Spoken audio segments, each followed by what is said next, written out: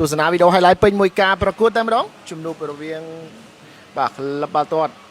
បង្កេតជាម្ចាស់ផ្ទះជាមួយនឹងក្រុមភ្ញៀវ Nagavel ការប្រកួតសប្តាហ៍ដំបូងនៃដំណាក់កាលទី2ក្រុម Top 6 Nagavel ឯកសណ្ឋានពណ៌ស្វាយបាទស្រោមជើងពណ៌ខ្មៅចំណែកម្ចាស់ផ្ទះបង្កេតឯកសណ្ឋានពណ៌ស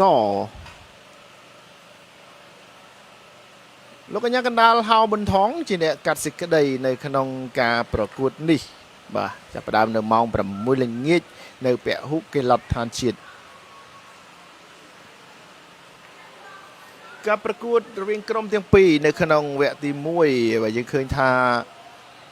មិនសូវជាមានការប៉ុនប៉ងសម្ដៅទីគ្នាល្អនោះទេយ៉ាងណាក៏ដោយត្រង់ចំណុចនេះជាការតែតរបស់ Charlie ហើយបែររួចក៏ទាត់រកប្រឡោះជើងតែ Red Liheng ក៏បិទបានយ៉ាងល្អការបញ្ជូនរបស់ Norun ឲ្យ Wesley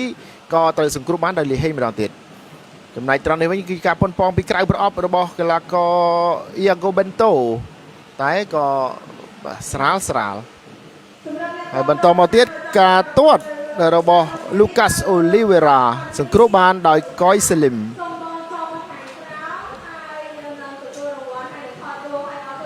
Norun ក៏ប៉ុនប៉ងពីចម្ងាយដែរតែចាប់បានដោយ Red Liheng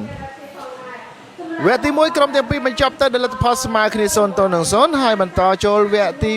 2បាទយើងឃើញថាមានការប្រែប្រួលមួយចំនួនក៏ដូចជាការផ្លាស់ប្ដូរកីឡាករ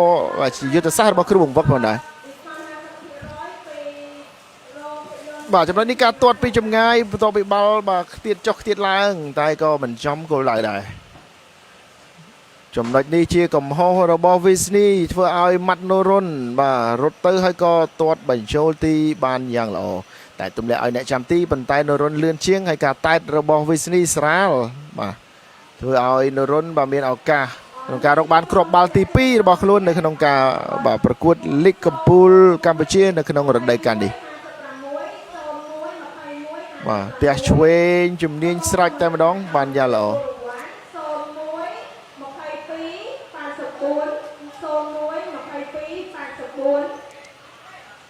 បាទ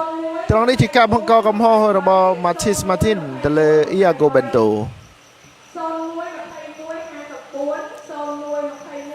បាល់ free kick ដោយ Iago Bento តែដោយប៊ុនឆៃតែក៏សង្គ្រោះបានដោយ Red Liheng បាទដណ្ដើមទីតាំងតែចំបាល់ល្អតែក៏សង្គ្រោះបានល្អដូចគ្នាCharlie ត្រង់នេះរុញទៅឲ្យបើកមួយ Luis Zabala ក៏ទាត់យកប្រឡោះជើង Liheng ដែរតែបុកនឹងកែងជើងរបស់ Liheng ហើយក៏ខ្ទាតបុកនឹងបង្គោលទីឡងចេញមកក្រៅទៀតចំណែកត្រង់នេះវិញណាចាជាអ្នកកាត់ទៅជះដោយ Salim ហើយតែត្រឡប់មកវិញដោយ Venuto បាទលោតកាប់ដោយ Yusuke Minagawa តែបាល់នេះប៉ះនឹងរបាទីខ្ទាតចេញក្រៅទៀត